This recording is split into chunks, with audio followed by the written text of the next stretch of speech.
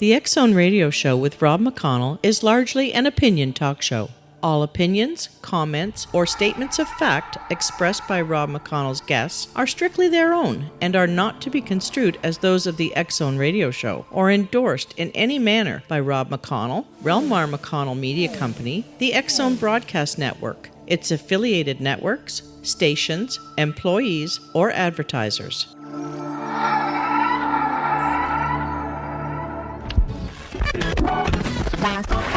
All Hit Radio.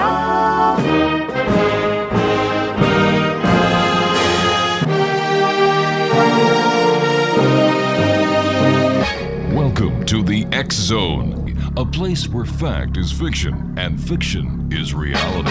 Now, here's your host, Rob McConnell. And welcome back, everyone. I was going to come back with the good old hockey song, but I figured, no, that would just be like putting my foot in my mouth. You know what? You've got to wonder about the mentality of hockey fans, especially in Vancouver. My God, $1 million and counting of damage. But what the morons don't realize is that they've they've given Canada a black eye, especially the city of Vancouver. They should find out who they are, throw them in jail, throw away the keys, and they should kick that hockey team right out of Vancouver. You know, sports people need to get a brain, because it seems when there's a puck involved, a football involved, a baseball involved, all sense of senility vanishes. So, you know what? I feel very bad for the shopkeepers in Vancouver. I feel very bad for the people who went there to have a good time and that were spoiled by the morons who just had nothing better to do with their time than to cause a riot in the downtown area of Vancouver. But I must tell you this, X-Zone Nation. Boston played magnificently, and Thomas the goalie deserved the Conn Smythe Trophy. And, better luck in the next 200 years, Vancouver. 1-800-610-7035, worldwide toll-free. My name is Rob McConnell. This is the X-Zone. My guest this hour is Christine Nightingale. She's been an alternative therapist for 12 years now. Her modalities include hypnotherapy. She's a certified hypnotherapist with the National Guild of Hypnotists. Another modality is Reiki. She's a Reiki master. And she's also an aromatherapist with a 2-year diploma course from Sheridan College. Now, previously, Christine taught holistic nutrition and introduction to alternative therapy at George Brown College in Toronto. With most of her clients, Christine uses a combination of therapies according to their individual needs. Christine's home office is located in Brampton, Ontario, which is just north of Toronto. Her website, www.nightingalehealing.com. That's nightingalehealing.com. And you can give her a call and arrange an appointment at 905-453-8095. That's, once again, 453-8095. And Christine, welcome back to the X-Zone. It's been some time since you've been with us. How have you been? Just fine, thank you. Tell me, what did you think about the game last night, or the results of the game? I have to totally agree with you that the Vancouver fans acted totally inappropriately. It was shocking, really, that such a bizarre reaction to upset. I mean, come on, we all have to deal with upset, but that's not worth trashing no, neighborhood for. And I to coin a phrase from the mayor of Vancouver this morning, he says, "For God's sake, it's just hockey." Yes. People invest too much in that, don't they? They really do invest too much. They certainly do. And now with the prices to bring your family to watch any major sporting event, you've got to think twice now. How safe is it? And how come the officials didn't act or anticipate any of this? It's a lot of questions. That is surprising. Yeah, a lot of questions, and I'm sure that we're going to hear a lot of different answers over the next couple of weeks as both law enforcement and the City of Vancouver officials and NHL officials look into the... I guess we can call it a catastrophe, can't we, Craig? Yeah. Yes. All right, you and I have to take a 2-minute commercial, Christine. We're going to be coming back, and when we come back, X-Zone Nation, we're going to be talking to Christine about alternative therapy. We're also going to be talking about spirit babies, a very interesting topic with a very interesting lady. Once again, if you'd like more information on Christine Nightingale, www.nightingalehealing.com, and her telephone number is 905-453-8095. That's 905 453-8095. And Christine and I will be back on the other side of this commercial break as the X Zone continues from our studios in Hamilton, Ontario, Canada. My name is Rob McConnell. Our website, www.xzoneradiotv.com. On MSN Messenger, xzoneradiotv.com. And our email address where you can always send an email, xzone@xzoneradiotv.com. Coming September 1st, big changes and surprises here in the X Zone. Don't go away.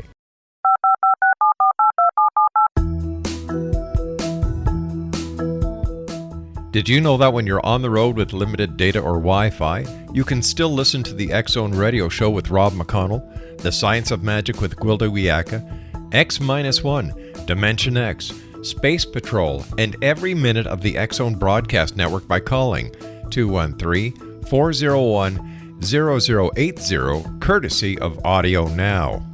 No smartphone, app, or internet needed. It saves your data plan and it's free if you have unlimited minutes. Call 213-401-0080 to listen on any phone, anytime, anywhere. Remember, 213-401-0080 for the best of the paranormal, parapsychology, and sci-fi radio programming anywhere, 24/7, 365. Hi everyone, Rob McConnell here, and I wanted to spend a moment on internet streaming. Everybody has heard about internet streaming, but not many know much about it. Did you know the internet streams just about everything? Movies. From new releases to old classics. TV shows. Almost every show, every episode, and much more. But the question has always been, how do you do it? Well now, thanks to the folks at 123 Ready TV, I have the answer for you. They have developed a simple program app, 123 Ready TV, that you install on your Windows PC, Android smartphone, or Android tablet that can have you streaming like a pro in less than 5 minutes. You truly won't believe how much is available or how easy it is to do until you try. And for a one-time cost of only $19.99, this product is a real winner. To learn more about 123 Ready TV, visit our website at www.xzbn.net.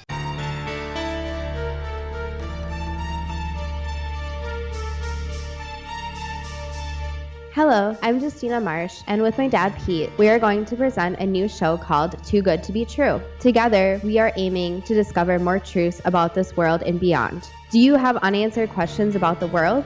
Do you ever wonder about aliens, conspiracy theories, or the universe?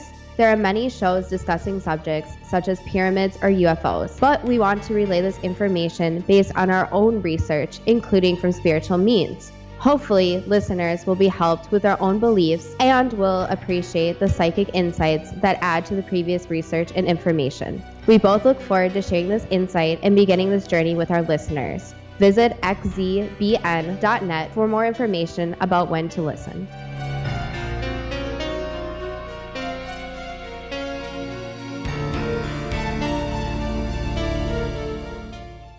Exonation Christine Nightingale is my special guest this hour.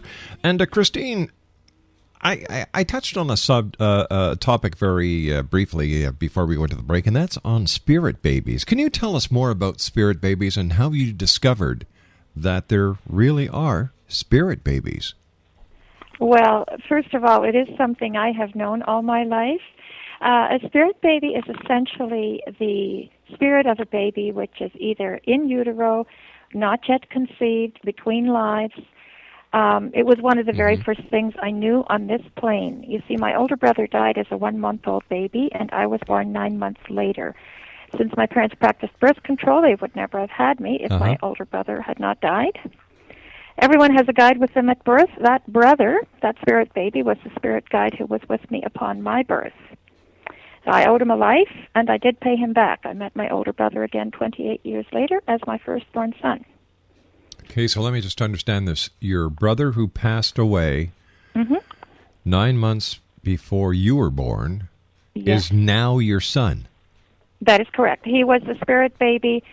He chose to go, I believe. He was a month old. I think that he chose to go. He had finished his karma, and it was time for me to come in. So if he had not gone, I wouldn't have come. And so he was there with me at the time of my birth, as everyone has a spirit guide with them as at their birth, which most of us forget, I suppose, but I don't. And then when I looked into the face of my firstborn son, I knew that was him. And I named his second name as the name of that older brother. How do you know for a fact, and forgive my playing the devil's advocate here, but how do you know for a fact that your son is your brother who died at birth? Well, whenever I meet anyone with whom I have a karmic connection, all the details come back, usually when I first look into their eyes. That's just, let's just say it's a skill or an ability that I have that's been confirmed hundreds of times with different people.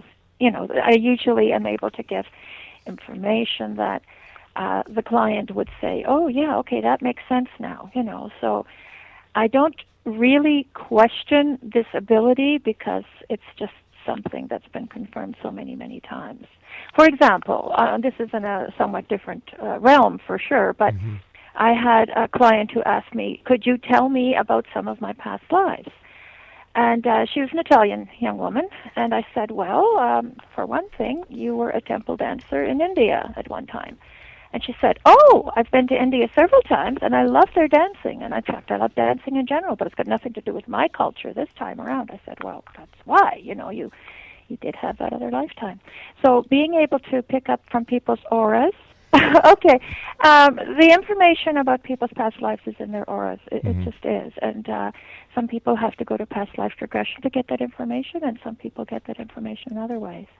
Past life regression is a form of hypnosis, but I'm able to channel the information also. Oh, okay. So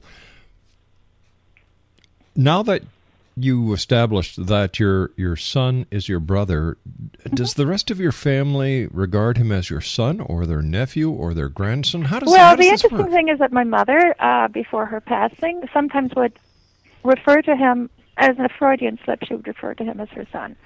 I'm sure it wasn't conscious on her mind, and I never told her about it. I didn't tell her about it in any way, but she just sort of made that Freudian slip quite a lot, where she would call my son her son.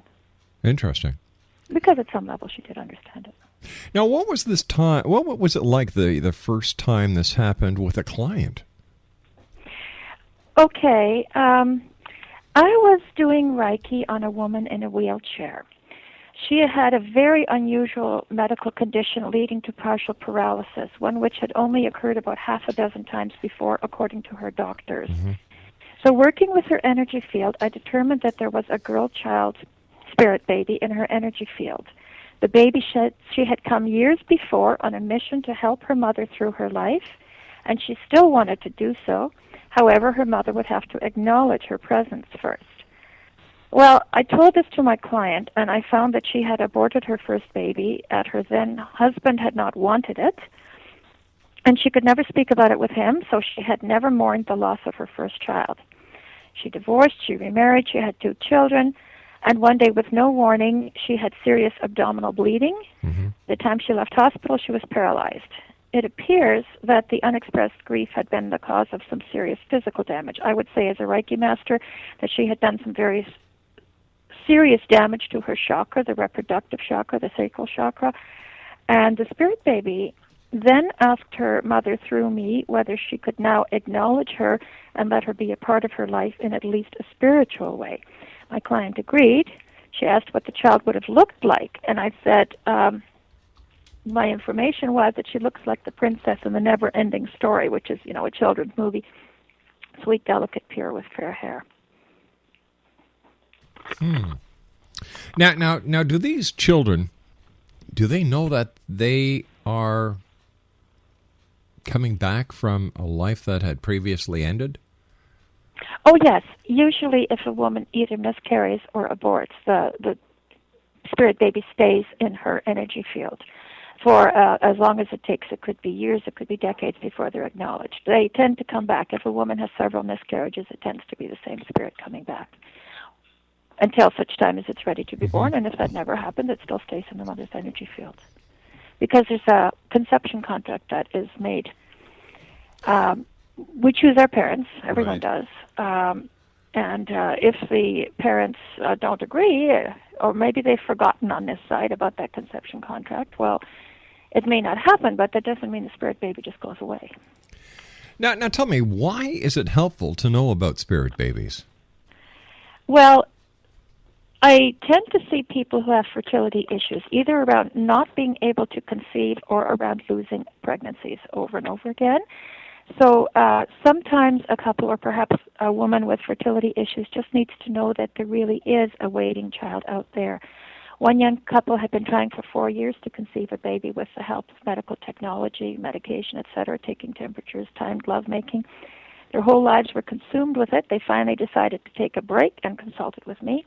I told them a baby has been waiting for you for 4 years. It was not the right time to come in because that child had not completed her last life. She would be arriving in 2010. Sure enough, the baby arrived when predicted. Throughout the pregnancy, the doctor said they could not determine the baby's gender because of the way she was moving in the womb. I just said it's a girl, and she was born 9 months after my prediction. In all fairness, you had a 50-50 chance of getting that one right. That is true. Sure, yeah. That's fine. But the fact of having telling them that the baby was happening at all was the important thing. All right, because so they why, had 4 years of having no luck getting that baby. All right, so why is it that some women have repeated miscarriages then? Okay, it's way too facile to say that there's always a medical reason. Certainly, if a body is defective, a spirit may choose not to take on that challenge and so return to the spirit world. Note that this does not always happen. Sometimes a child may choose to go ahead with a severe disability, such as Down syndrome or cerebral palsy. Such souls are very brave and perhaps in some cases very enlightened and full of love. I know some people have that feeling about them. I taught special needs kids for 4 years, so I had the privilege of working with some of these souls. I also learned that these souls may have a karmic reason for choosing a life with a severe disability. I know of one case in which 2 children with a severe disability were born on exactly the same day, they're completely different families, and so they got to know each other in a special class. They had been brothers in a previous life who killed each other over a woman. They made a between-life pact to get to know each other again in a lifetime in which they would not have the opportunity to fall out over a woman. How do you convince people who are listening to us who are saying, "Oh, come on, give me a break"? How do you convince people that this is real and not something that is straight out of the woo-woo fact of fiction?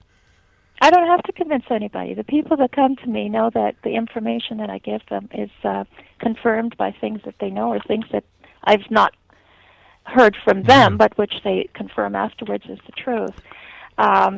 So I am not in the least interested in convincing anybody of anything. If a person feels that they need help conceiving a child or not miscarrying a child, then there are things that I can do to help them.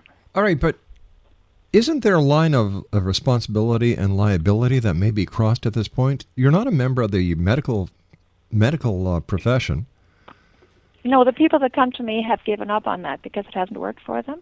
Okay. So therefore, if a child is able to come through because of the new information that the parents have and it hasn't previously come through, the parents are very happy with that. I mean, the medical profession doesn't have enormously successful rates of, even with IVF, which is a highly invasive procedure, only 23% get pregnant with that after spending 10 to 15,000. Can't we say that people who can't have babies, who use alternative methods of having babies, are trying to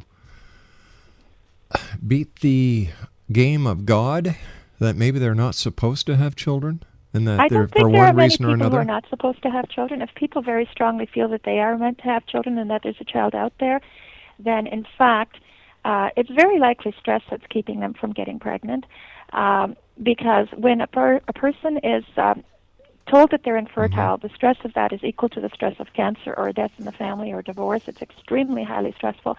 When the body's in fight or flight mode because of stress, it's unable to either ovulate or to implant a baby because, that's how our hypothalamus works. So to answer your question, there are very many women who are not able, like 1 out of 6 couples can't conceive.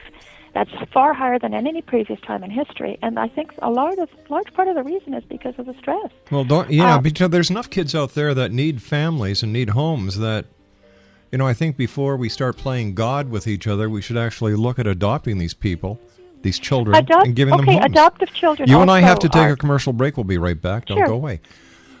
My name's Rob McConnell, X-Zone. This is Christine Nightingale. Her website is www.nightingalehealing.com.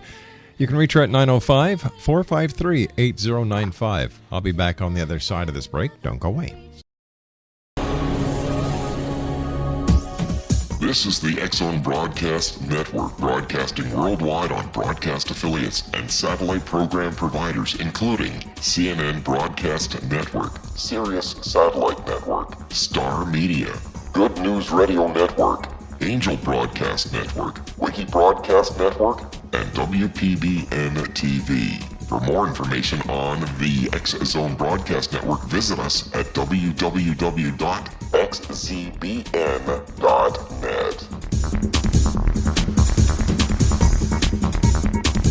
Hi everyone, Rob McConnell here, and I wanted to spend a moment on internet streaming. Everybody has heard about internet streaming, but not many know much about it.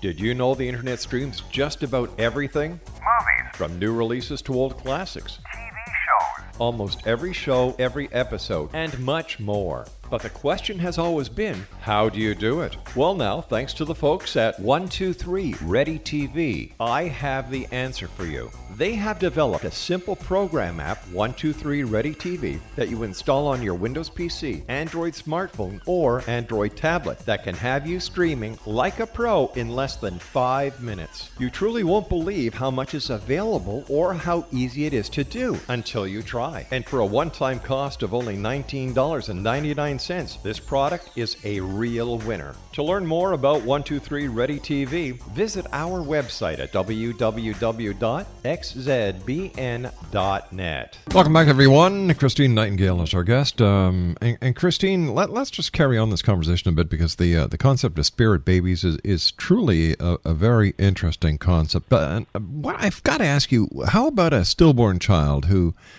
does not have any medical issues? Why would this happen, and how long does it take for a child to make the trip back, and how is that decided, when and if they do come back? Okay, you're asking an awful lot of questions here. Can I don't know whether I should stick up that one question that you asked about adoption, and I just want to very quickly answer that question. Adoptive children are no different. Their karma includes adoption, and they choose to be born where their future adoptive parents may either reside or get hold of them. But okay, let's talk about the stillborn child. Sure. Again, a child may decide that 9 months with its mother is all that it needs to experience of this lifetime. Now, I'm going to tell you another story from my own life. On the first day of grade 1, my son David came home with a new friend, Alex. David was a January baby. Alex was about 8 months younger. They were inseparable for years, like brothers. His friend's mom got very attached to my son and often referred to him as her soul son. So one day I channeled the information that David had in fact been Margaret's son in his last life, which was very recent. Margaret had had a son who was stillborn before giving birth to Alex. So when David met Alex, he met the spirit of the boy who had been the older brother he never knew. And they got the chance to grow up together as close friends. When I finally told Margaret this after about 12 years of the boys' friendship, it made her very happy to think that she had, in fact, had a chance to know the spirit of the child she had lost as a stillbirth. Death is always an illusion. The spirit never dies. Once again, how do you know this was real and not the need or the psychological want and the psychological desire? That it has nothing to do. That it has. Wait a sec. Hold on. Hold on here.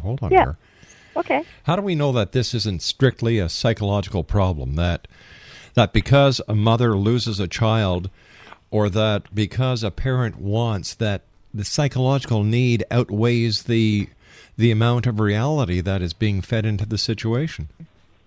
Actually, I think that the fact they were as close as brothers for so many years is a very interesting thing. And as I say, I had no need to be invested in whether or not Margaret's stillborn child ever came back to life in any way whatsoever. That wasn't my need. But I found it interesting that when I happened to channel this, I mean, that seems to have fitted what actually happened, which is that these boys were as close as brothers for about 12 years, and that they acted as if they were brothers. And in fact, like I say, I had no investment in whether or not that was true. Oh, okay, Probably but Margaret was happy to hear it, though. But you've got many kids out there who play very well with their friends, and do we put too much faith in the so-called paranormal and spiritual world where it has nothing to do with spirit, it has nothing to do with anything except coincidence?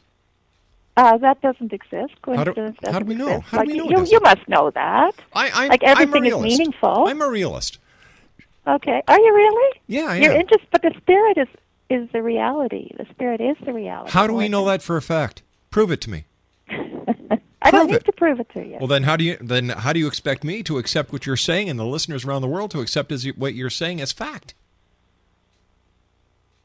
Because you have the kind of show you have. I think that you understand that the spirit behind everything is more important than the illusion of reality that some of us live in. I disagree. I believe in the spiritual. I disagree. I think that there are so many people out there who cannot face the reality of the world that we live in that they put themselves into a subculture where spirit is there, and the spirit is the wall against reality. That's an interesting point of view. I don't happen to agree with you. I happen to think that spirit is the most important thing and that all our physical things that we spend a lot of time and energy on are far less important in the long run. I mean, for instance, can you prove that anybody loves you? No, there's absolutely no way in the world you can do that. No. Hold on here. This is where you're wrong. I can prove to you beyond a shadow of a doubt that my wife loves me, my children love me, my parents love me. They do it in thought, word, and deed, and proof of action. Okay, and that is the spirit speaking. Oh, okay, bullcrap. That's the spirit. It's not. It's my parents. It's my wife. It's my mother. It's my brother. It's my friends. God, why do we always put everything on spirit? Why don't we take responsibility? When something goes wrong, do we blame spirit? What do you define as something going wrong?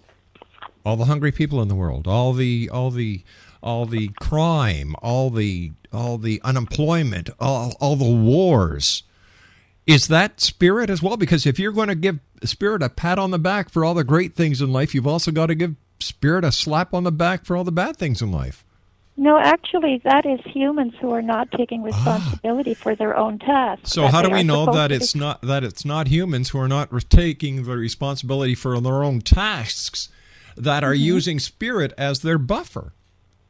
I don't think that's true. I think the opposite is true. I had a conversation with someone about a week ago, and she said, well, how can God allow hungry people in the world? How can God allow suffering? And I said, what are you doing about it? And she couldn't think of anything that she was doing. I have a number of things that I do, and I think that anyone who takes themselves and their spirituality seriously do things personally to help people in need. I agree. But that's got nothing to do with like expecting spirit to work on its own. Of course we have to do work on our own. That's what we are here to do. If we're in touch with spirit, then we do what we need to do to make life better for everyone that we can personally touch. Or is it that we use spirit, we use religion, we use philosophy as an escape from our own human frailties? That when something goes wrong, we have an scapegoat. That's why the devil was created, in my opinion, so that when we screw up as humans, the devil made me do it. And when something fantastic goes right, instead of taking credit for it yourself and saying, I did that, I worked hard for it, I made it happen. Oh, thank you, Spirit. Oh, knock off the bull crap. Get your feet back onto the ground, for God's sake. Yeah. Well, I have to agree with you. There is no such thing as the devil. There are a lot of people who might not take responsibility for doing what they're supposed to be doing. I take responsibility for doing what I'm supposed to be doing, and that's welcoming new babies into the world because that they are meant to be. They've made that contract with their parents, and they're meant to be, and it relieves a great deal of suffering if they're allowed to be. But as for children that are already here, it so happens this is something I do on my own. I make gift bags for every baby at the local shelter. That's about 80 a year. Because I don't think that the babies who are here should be suffering. Is there something I can do about it, But I think everyone needs to do that, absolutely, in their own lives to make the world a better place in whatever ways come to mind. How do you know that there's a contract that's made? Well, let's look at an example. Okay. People talk about soulmates. People talk about love at first sight. I 100% believe it is possible to fall in love at first sight, but that's because you've already met that soul before, and you've made a contract to encounter that soul again and to work it through so that you have more time together. A soulmate can be, as you, in your own personal life, you were talking about your brother, your friend, your mother, your wife, your children. In the case of those that you have a very strong connection with, I would say, yes, that's wonderful. You have a strong connection. It's forged by the things that you do in this life, but it pre-existed your meeting on this plane this time around. But how do we know that? That it's beautiful words. It's a great sentiment. Let's talk about your wife, since you mentioned your wife. Did you feel for her when you first met her as if you had known her for a long time? No. You didn't? Nope. Well, that would be unusual, because most people do say that within a short period of meeting their partner, they feel as if they've known them for years, or for 10 years, or for, Nope. whatever. Did not have that feeling at all. Oh, well, okay. That's fine. Yeah. I mean, it works for you. For many, many people, it is actually a situation of feeling they've known them for a long time. Could that be a feeling of familiarity that they have because the person that they're getting this feeling from reminds them of somebody in their life already, for example, their mother, their father, thus giving them the false impression that they've known them for the rest, they've known them before?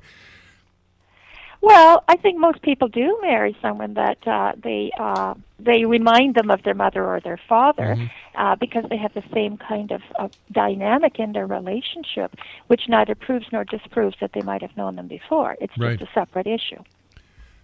But why do we keep going back to people that we've met before? For example, if somebody has a very negative experience with their wife and they go through a horrific divorce, do they get to meet them all over again? It depends on whether they were able to work out the karma with love. That is the whole point of being with that person. Usually if there's a horrific divorce, that person's past karma, those people's past karma was also horrific, but maybe this time around they got a chance to work it through with a little bit more love and compassion and forgiveness, especially. If there's forgiveness, there's no more karmic bond. If there's still hate, then there's still a karmic bond, because the karmic bond can be created by love or by hate, or even by killing one, killing the other. It still creates a karmic bond. So it's better to accept that it is possible to forgive, for your own sake, anybody who's done you a great deal of harm. Okay, so in the big picture of scheme, in the big scheme of life or death or spiritual existence, right? Why are we here? To become our own true selves. What's the sense? To become our own true selves? Yeah. Well, that's because we're a little spark of the divine, and each of us has our own task to do, and most cultures don't really make it that easy to do that, to do whatever it is you really need to do. But if you work through all the obstacles and create whatever little piece of, let's call it a little piece of heaven you're supposed to create on this earth, then that's wonderful. Then you've accomplished your soul's purpose. It usually takes many lifetimes to do that, simply because of there's so many cultural things in the way. But if you're able to create something beautiful and magnificent in a particular lifetime, then you have, I think, created something that only you can create. Nobody else can. So why would we need to come back? What's the sense of... Don't need to come back. When we have actually completed our purpose, we don't need to come back. The interesting thing is that is exactly when you have people, spirit, who choose to come back to help those who are still on this plane struggling. There's a term for that, bodhisattva, which is someone who has chosen to come back and suffer in order to teach those who are still struggling what they should be doing. And without... making any value judgment, certain people would tend to fit into that category, whether you say Mahatma Gandhi or... there's a lot of people who have lived such a wonderful life that you would have to say that maybe they're at a cut above the ordinary. But maybe they are in a different category because they've chosen to come back. The rest of us need to come back. Okay, so if there are these spirits that keep coming back... And until everything has been accomplished, They keep coming back once once everything that they have set out to do has become accomplished. They don't come back unless they choose to. Right. Am I right so far? Yes, that's correct. Okay, then how come we're facing a population explosion here on this planet? Do spirits propagate? I don't think spirits propagate, but we have no way of knowing how many there are, and there's no reason to believe that this is the only planet on which spirits exist. It would be rather small-minded to think that out of a billion stars, there'd only be one planet with intelligent life, so who knows? I think that if you look at the whole history of the human race, which has been estimated at somewhere between 200,000, maybe more, maybe 2 million years, there's probably been a great many souls that sometimes take millennia between incarnations, and maybe now, for the first time in history, all the souls that have ever been tend to be incarnated at any given time, rather than there being a huge gap between. But the general theory about reincarnation is that people go out in groups, like a whole new set going on stage. Do you think we could go back, though, to the focus, which is the spirit babies? No, this is more interesting to me. Okay. We'll be back on the other side of this commercial break. Don't go away. Exo Nation, 1-800-610-7035. That is our toll-free number. Email address, exon@exonradiotv.com. On MSN Messenger, exonradiotv@hotmail.com. And our website, www.exonradiotv.com. My name's Rob McConnell. This is The X Zone, a place where people dare to believe and dare to be heard. Monday through Friday from 10 p.m. Eastern until 2 a.m. Eastern on the Talkstar Radio Network, X Zone Broadcast Network, UK High Definition Radio, Euro High Definition Radio, and Star Cable. Coming September. Big changes here in the X Zone. Keep listening to find out what they are and how you can play a major part in what we're doing. Don't go away. This is the X Zone Broadcast Network, broadcasting worldwide on broadcast affiliates and satellite program providers, including CNN Broadcast Network, Sirius Satellite Network, Star Media, Good News Radio Network, Angel Broadcast Network, Wiki Broadcast Network, and WPBN TV. For more information on the X Zone Broadcast Network, visit us at www.xzbn.net. Hello, I'm Pete Marsh. With my daughter Justina, we will be presenting the new radio show, Too Good to Be True. If something seems too good to be true, it usually is. But with the help of Justina's amazing gifts, we're going to gain insight into questions that don't yet have complete answers. Have you wondered who built Stonehenge and for what reason? Why are crop circles found in the same region as Stonehenge and elsewhere? Are crop circles a hoax, or are they created with technologies that we have little knowledge of? Who built the pyramids in Egypt and also in other countries? How and why were they built? Was the Titanic switched with the Britannic as part of a gigantic insurance fraud, or for more insidious reasons? What caused the Tunguska event when trees were flattened over an 800 square mile area in Siberia? Will the new insights be too good to be true? Well, that will depend on what you are prepared to believe. Please join us as we start on this journey together. For more information on Too Good to Be True, visit www.xzbn.net. Hi everyone, Rob McConnell here, and I wanted to spend a moment on internet streaming. Everybody has heard about internet streaming, but not many know much about it. Did you know the internet streams just about everything? Movies. From new releases to old classics. TV shows. Almost every show, every episode, and much more. But the question has always been, how do you do it? Well now, thanks to the folks at 123 Ready TV, I have the answer for you. They have developed a simple program app, 123 Ready TV, that you install on your Windows PC, Android smartphone, or Android tablet that can have you streaming like a pro in less than 5 minutes. You truly won't believe how much is available or how easy it is to do until you try. And for a one-time cost of only $19.99, this product is a real winner. To learn more about 123 Ready TV, visit our website at www.xzbn.net. Oh, Exo Nation, welcome back. And then there was one. You know what? When something doesn't make sense to me, or I can't get a straight answer, or when somebody says, can we get back to the focus? To me, that says, the water is getting too hot in this area. I am uncomfortable. Let's talk about what I can try and bamboozle you with. You know what it'll saying? BS baffles brains? Not on this show. I'm trying to understand where she was coming from.